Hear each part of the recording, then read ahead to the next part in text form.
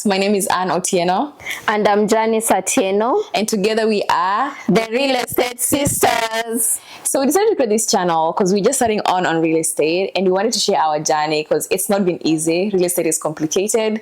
And we just wanted to create this channel so they can share our journey within the real estate market, buying properties, selling properties, hopefully. But yes, we just want to bring you along during this journey to ensure that we're able to learn about our experiences, but also share all the news, all the things that we're learning about real estate, either within the Kenyan market or within the US as well. So we hope that this channel will just allow you to remove that fear of getting into real estate, and especially for women, our sisters out there, we want to bring you along this journey and be able to just create your real estate, create wealth through real estate, as so many people have done it out here. So before we can continue, I'll just give a brief introduction of where we are from. So I'm originally from Kenya. I grew up all my life. I was born and raised in Kenya. Then I came to the United States for my undergrad, to school in Kentucky, and then finally moved to Chicago, where I currently work at the moment as a product success lead at Google. How about you, Janice? Yeah, so I'm Janice Atieno, as we had earlier said, and all my life I lived in Kenya, in a city called Nakuru. I grew up there, went to high school, and also started my undergrad in Kenya. But midway, I moved to United States, and I have been since then living in Chicago, where I work as an agile project manager. So we are both women in tech. Yes, yeah, and also trying to get into this real estate business. So I guess it's very interesting, like real estate is not easy, or some people don't think about it because it's like very complicated. So for you, how did you start thinking about like investing in real estate, and what sparked your interest just to get into real estate? Yeah, actually, like since I was young, I really had interest in like nice homes. Mm-hmm. I really loved like living in nice places. If maybe I had groomed my interest, maybe I would have become an interior designer, but honestly, I just love everything real estate. And also it stems from, I think like it's an African thing. All Africans are kind of like conditioned that you need to buy land, you need to buy a home, you cannot rent. So also kind of it comes from like how we were brought up as Africans, specifically Kenyans. It's just a Kenyan thing. Yeah. Oh, I see that. That's definitely true. I feel like, when you come to the US and people don't own land or don't own properties, it's very weird and different. So it's a whole like, US is a whole like new market to like definitely like land into. And I'm just excited to see how we're going to grow into that as well within the real estate in the US. But for me, I think, I wouldn't say that I had like an eye for like design, but I think like maybe like, when you're in school and you always see like people that have apartments, I always like, maybe one day I have like a building or something, but it wasn't that deep. But I think when I read, which is probably a cliche for everybody, like Rich Dad, Poor Dad, I think I read it some time back after I found it on my uncle's shelves, after I finished high school, and I read it, and it was talking about, like the difference between being rich and being poor, and real estate is the difference between people who are rich and people who are like poor. So I read it a little bit. I need to go read that book again, but I just remember that it was talking about like real estate. And then now when I moved to Chicago, actually, and you're paying rent, that is so much money, and I'm just like, why am I giving all this money to the landlords?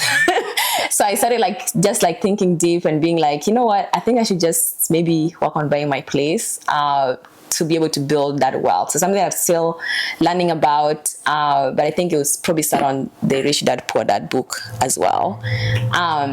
So that's really good. I know everybody out there, everybody has their own story, what brought you to this channel today, why you came across this video, and we just hope that it would help you along that journey, and by sharing our journey as well within our Stay Pass YouTube channel.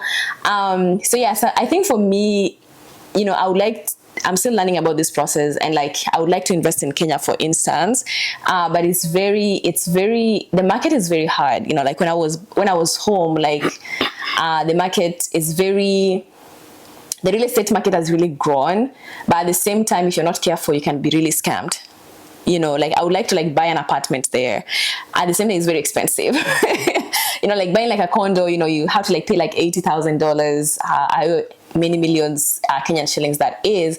But then there's also a lot of scamming. But I like that at least there's that avenue of real estate. And I would just like to maybe like share an experience, a story that I had. Somebody was sharing with me, a friend that I know, and it was just so sad, like how we come to the US and you work so hard and you want to like invest back home, but then the market is just very confusing and very scammy at the same time. So yeah, so there was this guy that somebody told me about, when he came to the US, and life in the US is not easy because you have to pay for everything, pay for where you live. So this guy came to the US from Kenya, and he came to the US, and his main goal was to work and make money. And I know some friends who their goal is work and make money. There's no like fun, like if you're gonna do Uber. So this guy came and he was working at a gas station, and that was like his main goal. Is like, I'm gonna make money after 4 years or 5 years, then I'll go back home and I'll buy land and then invest. So he worked like day night, day out, like working at the gas station. And it's not easy because you're probably like making not just above the minimum wage, right? So that means you have to work like 24/7, like day shift, night shift. So he worked really hard and was able to like save, let's say like $20,000, which is about roughly 2 million. And that is a lot of money back home when you convert like $20,000 to Kenyan shillings, 2 million. And his goal was to buy, first he built his home, and then now he wanted to buy land. So after that, he told his wife like, hey, I've been able to save money. I have about 1.5 million Kenyan shillings, and I want us to buy land. Oh, sorry about that. Yeah, that happened. But yeah, so he said he was able to save 1.5 million, and he's like, okay, wifey, I want to buy land in Kenya. And then the wife was like, oh, one of my cousins here is really involved. He was telling me about certain land that has been marketed a lot. And then the wife shared the cousin's number, and he talked with the cousin, and the cousin was like, yeah, there's this land. It's pretty legit. It's being marketed or shown on Instagram by influencers. You should buy this land is legit, you should buy it. And the girl's like, okay. And then the cousin worked with the agent from the influencer from the Instagram, and was able to verify that everything was okay. They went with the title, they showed him the title and everything, and the cousin was like, everything is legit. These people are on Instagram. They can't lie. They're not scammers and all that. And after that, after they verified everything on what the means they used, he sent the money. I don't know, but how he sent the 1.5 million. But yeah, he sent all the money, which is about like $10,000, $15,000 US to buy this land. And then afterwards, he waited. And had to save more money to be able to go back home, because saving money in the US is also not easy because rent is really high. So if you're able to save $10,000, it's not an easy job. So this man had worked day and night, and then eventually was able to go back home. But so he went home, as usual, you're welcomed, you spend money on people and all that, your family is very excited. Then he asked his wife, like, hey, I should go check that land, we should go check that land so they can, work on plan for building there as well. So after him and the wife, and then some of the uncles and the cousin as well, so they went to see the land. But when they got there, they found that there was already builders that were building on the land. Yeah. I cannot. And you're like, yeah, and they're like, what is going on? Is this not my land that I just bought? And he was so confused, and he started asking the workers that were there, that were building a home on that land, like what is going on here? And then the workers are like, we've been given a job here with the owner of this land. It's like, which owner? I'm the owner for this land, and I have the title. Here is the title. You're like, no, there's an owner here. It's not us. You go to the lands people. And then he went to the lands ministry. Is it lands ministry? Yeah, Ministry of Land. Yeah, Ministry of Lands. He went to Ministry of Lands and like, hey, I have this. This is my title. I found these people on my land, and I don't know why they're on my land. And then the ministry employees or workers looked into it, and they're like, this is not your land. You're not the legit owner of this land. Like, no, but I have the title. This is the title right here. They're like, no, the title is fake. It's not the real title. But then the title looked real. Like, it looked like the real title. and he was just confused. And they told him like, yeah, there's been a lot of like land scamming going on, and I think we are actually like looking into this case, the influencers or the Instagrammers. So after that, he wanted to look into like the agents and trying to find the agents. And he went to the Instagram, like the cousin told him like these people are legit, they have a legit Instagram account. So he went to like check their Instagram. The account is deleted, the agents are nowhere to be found, and McHugh, the Instagram account had followers, like a lot of followers. So you can imagine how many people were scammed, and up to this day they have not even been able to like arrest the agents. So that is just one of the things that is like very scary when you think about like investing in Kenya. And the real estate is very vibrant in Kenya indeed, but at the same time you can get really scammed. So the guy worked all his life, suffered in America, probably was living on credit card, you know, all the crazy things, all the hard lives in the US, only to go back that the land was not there. So I know that you bought properties. How sure are you that the properties are there? That is a very sad story, and it can happen to anyone. No matter how careful you try to be, it can really happen to everyone. So it's important to try to avoid being conned and be more vigilant. Yeah, so actually when buying my property, what we did to ensure that we do not get conned, or what is commonly known as kugongwa. Kugongwa. Yeah. Kanairo.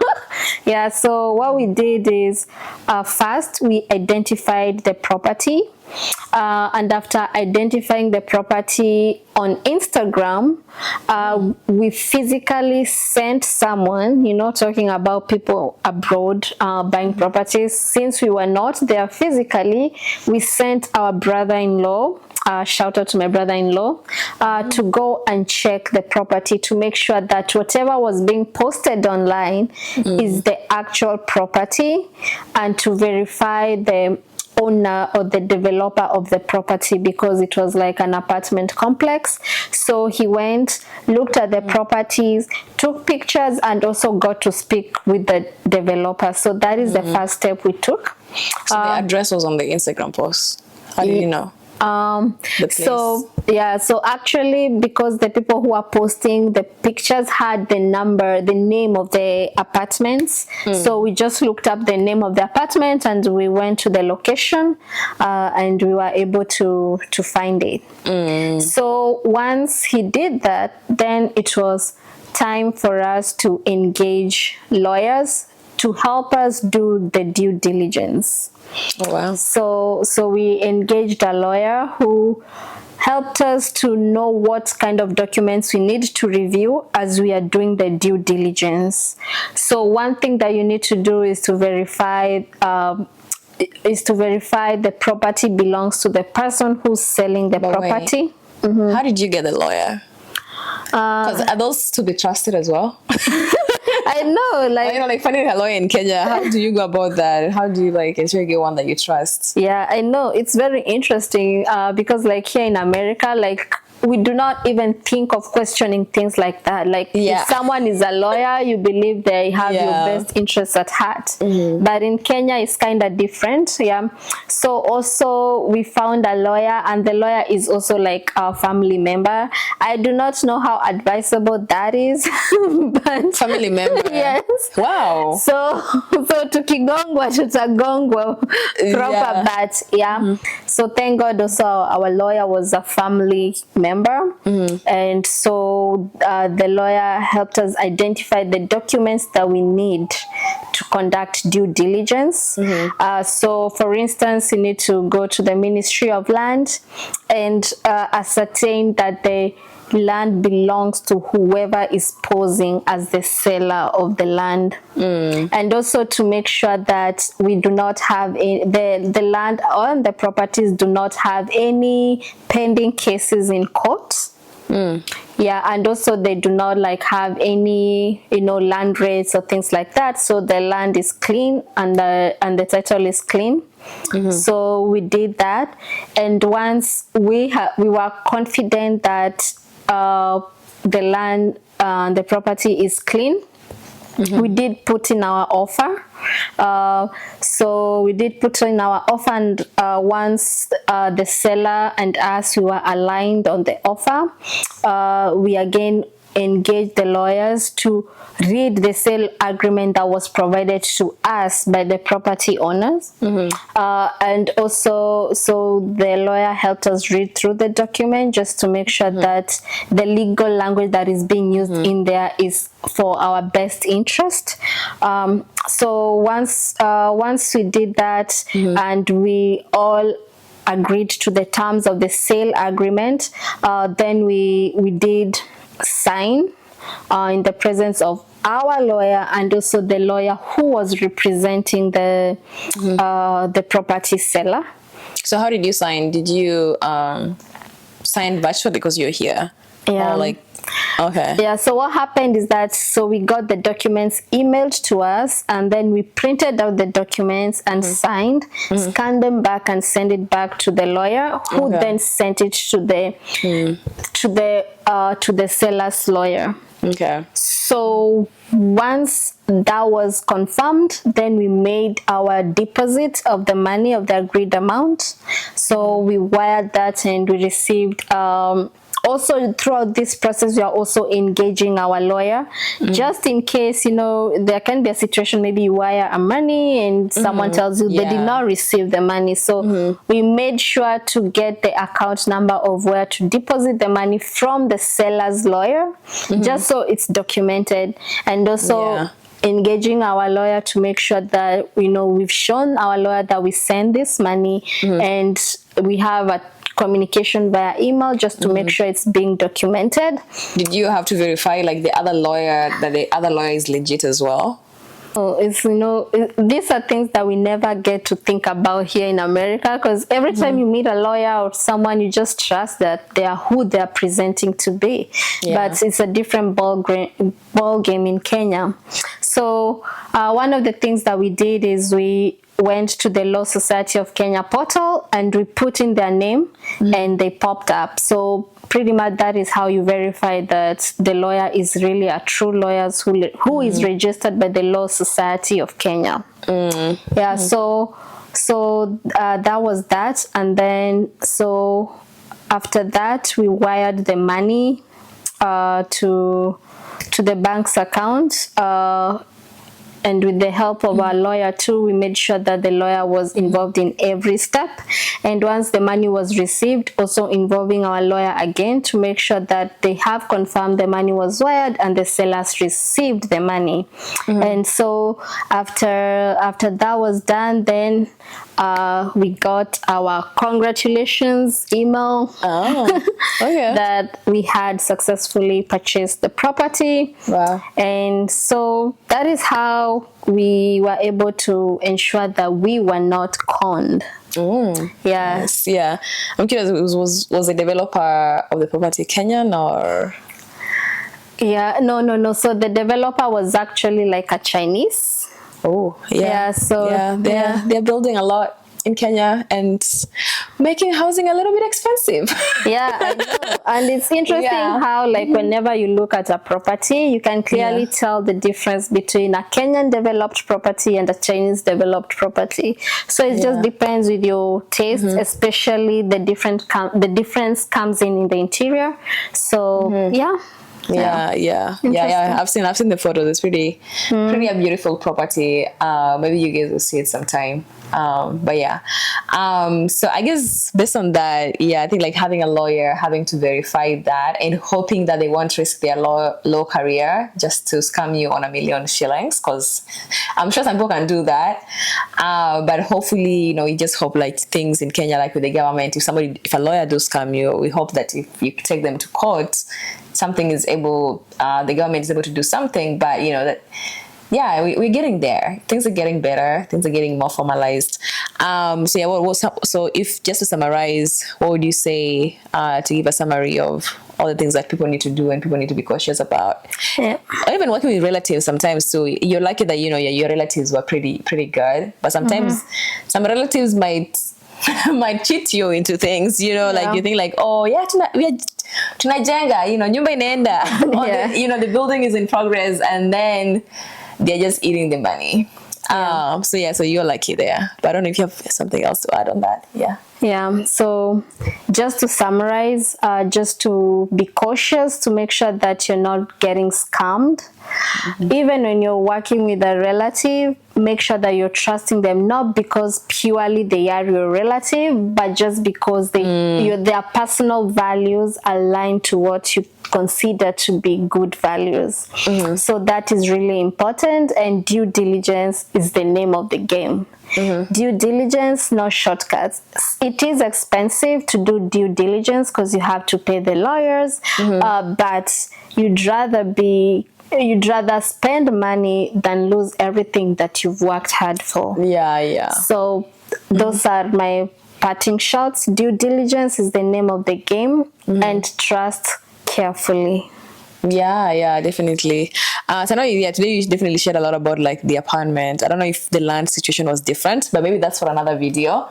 But yeah, that's for today, guys. Thank you so much for just listening to our story today, who we are, and definitely like Janice shared her story with us. So yeah, so we're going to be sharing this our journey like this and what we're learning about real estate.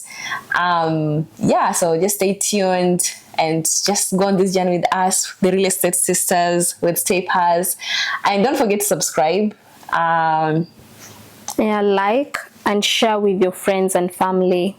Yes, thank you. Yeah, see you next time. Thank you. Bye.